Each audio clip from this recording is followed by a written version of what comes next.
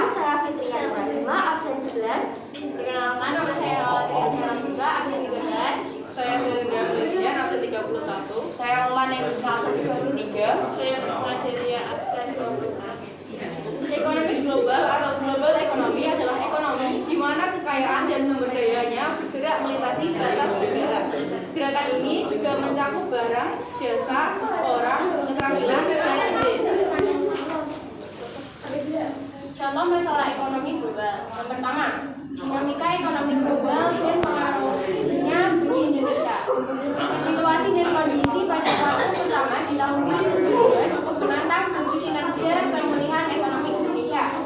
Dari sisi domestik, masalah kesehatan masih menjadi tantangan terutama ketika Indonesia dihadapkan pada situasi di mana varian Omicron merajalela di awal tahun.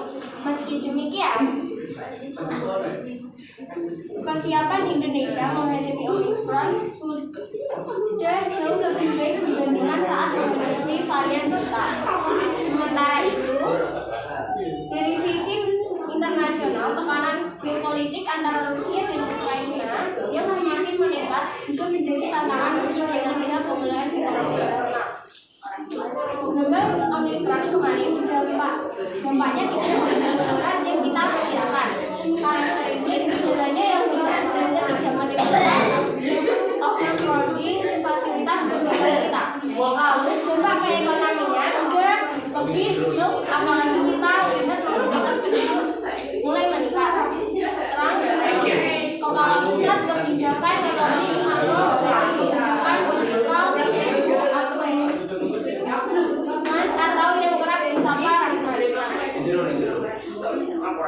selain masalah kesehatan di sisi domestik, tekanan politik yang sedang terjadi antara Rusia dan Ukraina juga turut menjadi tantangan global bagi ekonomi nasional.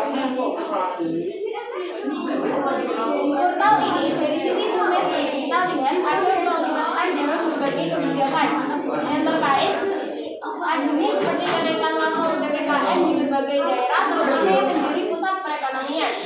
Di sisi internasional kita lihat ada perubahan geopolitik yang cukup pesat dan signifikan dengan adanya perang antara Ukraina dan Rusia. Ini tentu saja akan berdampak pada perekonomian nasional. Tutorials Rizal Jamuri sekaligus Kepala Departemen Ekonomi International Studies. Hal senada juga dinyatakan oleh Ketua Umum Kamar Dagang dan Industri Kadin Indonesia, Arjad Rasid. Menurutnya saat ini Indonesia harus mewaspadai dinamika geopolitik global yang terjadi saat ini, sehingga mengakibatkan adanya peningkatan harga pangan dan energi global, serta potensi lonjakan inflasi global yang akan menekan industri pangan dan energi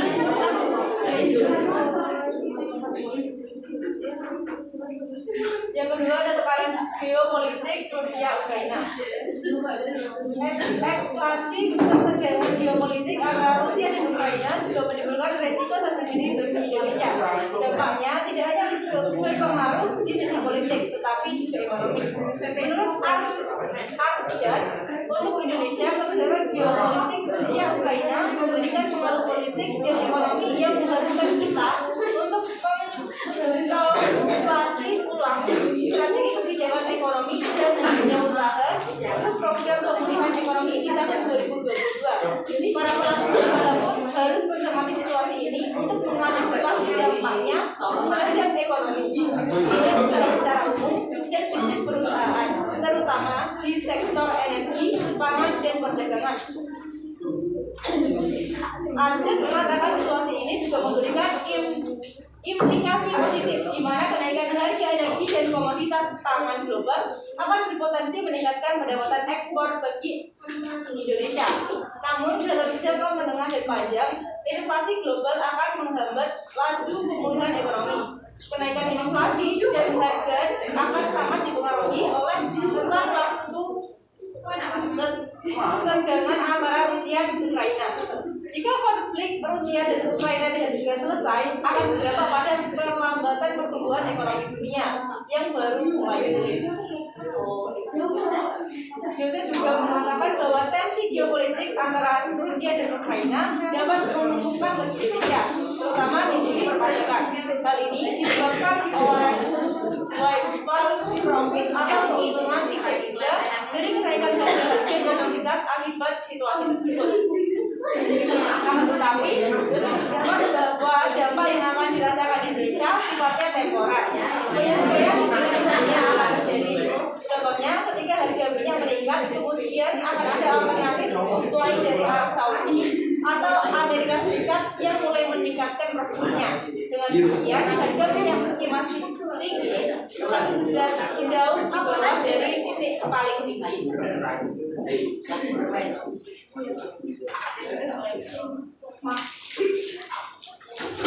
Ketiga, tantangan pemulihan ekonomi 2023. Tiga tantangan yang membayangi tren pemulihan ekonomi Indonesia di tahun ini. Pertama, masih rentannya situasi COVID-19. Saat ini pandemi sudah mulai memasuki masa endemis, tetapi sifatnya masih riskan dan rentan. Dari sisi nasional, semakin menurunkan antusiasme penduduk Indonesia mendapatkan vaksin. Dan vaksin merupakan hal utama dalam menangani pandemi. Penurunan ini bisa jadi salah satu sumber untuk tetap menyimpan dalam situasi pandemi. Terakhir, tantangan kedua adalah beradaptasi dengan krisis saat ini dan menjadikannya sebagai momentum perubahan. Dalam 2 tahun terakhir, kita melihat transformasi terutama digital sangat cepat dan kita harus beradaptasi dengan itu. Namun masih banyak necessary condition yang masih belum mumpuni jika ingin melakukan transformasi digital secara optimal seperti infrastruktur, skills, dan talent serta minat. Selain itu, penyesuaian kerangka kebijakan juga diperlukan karena kerangka kebijakan ekonomi digital berbeda dengan kerangka kebijakan Indonesia yang masih dalam koridor ekonomi konvensional. Nur Rahman, tren perubahan yang terjadi secara signifikan saat ini turut diakselerasi oleh adanya pandemi. Begitu pula tren digitalisasi yang meningkat pesat, termasuk di Indonesia. Ia menyatakan bahwa di kawasan ASEAN, transaksi digital Indonesia termasuk yang paling kuat dan masyarakat juga kuat berinvestasi. Ia juga tak memungkiri bahwa pemerintah perlu terus mendorong pembangunan infrastruktur untuk mendukung perubahan digital, termasuk investasi di ICT, Informasi and Communication Technology yang menjadi prioritas. JC menambahkan tantangan ketiga adalah akselerasi dan perubahan aspirasi terhadap isu perubahan itu dan perubahan iklim di tingkat global. Kondisi ini juga mendorong Indonesia untuk bisa ikut berinvestasi. Senada, Rahmat juga menyatakan bahwa kesadaran akan lingkungan itu juga setengah menjabat jabatan. Untuk itu, pemerintah juga telah memasukkan agenda ini dalam kebijakan ekonomi makro dan pokok-pokok kebijakan fiskal atau PPKM. Selain terus mendorong kesadaran masyarakat akan isu lingkungan, pemerintah juga sudah menangkap tren ini. Draft PPKM yang sudah kita susun juga sudah mulai memasukkan isu lingkungan. Komitmen pemerintah juga terlihat dari berbagai kebijakan untuk menurunkan emisi gas rumah kaca.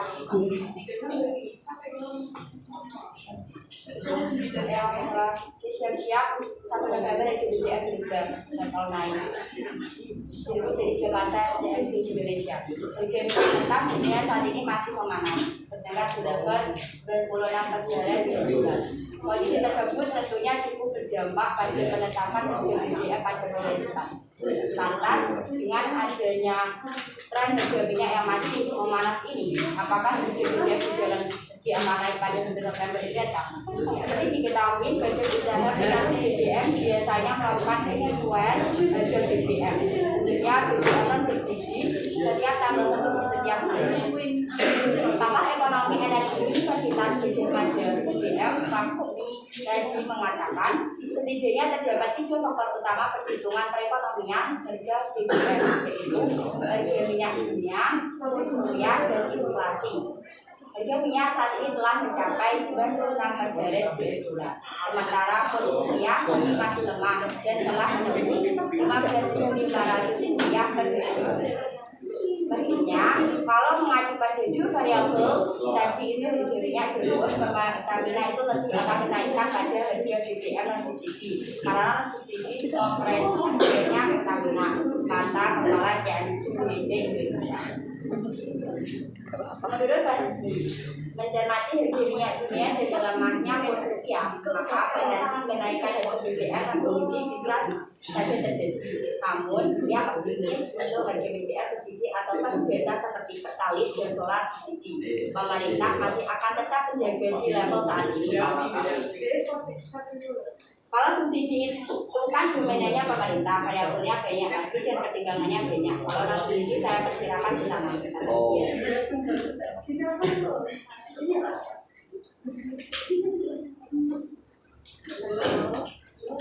BBM naik, masyarakat geger. Pemerintah memutuskan untuk menaikkan harga BBM atau bahan bakar minyak bersubsidi jenis Pertalite dan solar. Serta BBM non subsidi jenis pertama. Penyesuaian harga baru itu dimulai Sabtu 3 September 2022 pukul 4:30 waktu Indonesia bagian barat. Pakar ekonomi energi dari Universitas Gadjah Mada mengatakan kenaikan harga BBM non subsidi bisa memperbaiki arus kas PT Pertamina atau Persero. Menurut Fahmi, dari Pertamina, kenaikan harga BBM non subsidi bisa memperbaiki kas inflow atau arus kas masuk. Adapun bagi pemerintah dapat menurun dana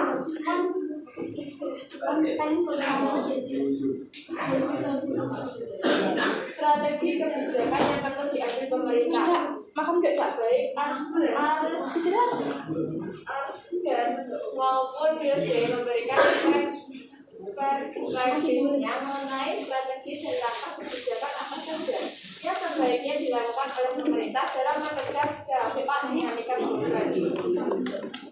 Secara bertahap harus dialihkan pada sektor yang juga penting untuk mendorong investasi dan ekspor. Investasi yang masuk diharapkan dapat membuka banyak lapangan kerja baru yang akan berkontribusi mengurangi pengangguran dan kemiskinan serta meningkatkan kesejahteraan masyarakat. Implementasi undang-undang tentang anggaran dan undang-undang perpajakan menjadi salah satu upaya pemerintah dalam meningkatkan daya tarik investasi dan menciptakan iklim usaha yang lebih baik dalam meningkatkan daya saing Indonesia. Ia menambahkan kebijakan untuk stabilitas harga terutama harga pangan dan energi serta kesiapan transformasi digital dan inovasi untuk masa depan. Yusuf berpendapat bahwa salah satu hal yang harus menjadi perhatian adalah mengenai keterlibatan Indonesia dalam perekonomian global. Menurutnya, Indonesia adalah negara yang dalam ini terlihat dari terlihat partisipasi dalam ekonomi dan dimana Indonesia mendorong Asia FDI terhadap PSBB Indonesia itu dalam kali berarti di atas 2%. Sementara negara-negara lain di kawasan ini seperti Thailand misalnya itu biasanya di atas 3,5%. Apalagi kalau kita dibandingkan dengan Vietnam yang mencapai 6%. Ini menunjukkan keterlibatan Indonesia dalam perekonomian global agak rendah. Ini mungkin disebabkan karena kebijakan Indonesia sendiri yang sifatnya kurang terbuka dibandingkan dengan negara-negara lainnya di kawasannya. Apakah ada yang ditanyakan? Tidak. Sudah jelas. Apa ada masukan, saran, dan kritik atau sebagainya? Tidak ada, bagus Kak. Sudah bagus. Kalau tidak ada, kami akhiri. Wassalamualaikum warahmatullahi wabarakatuh.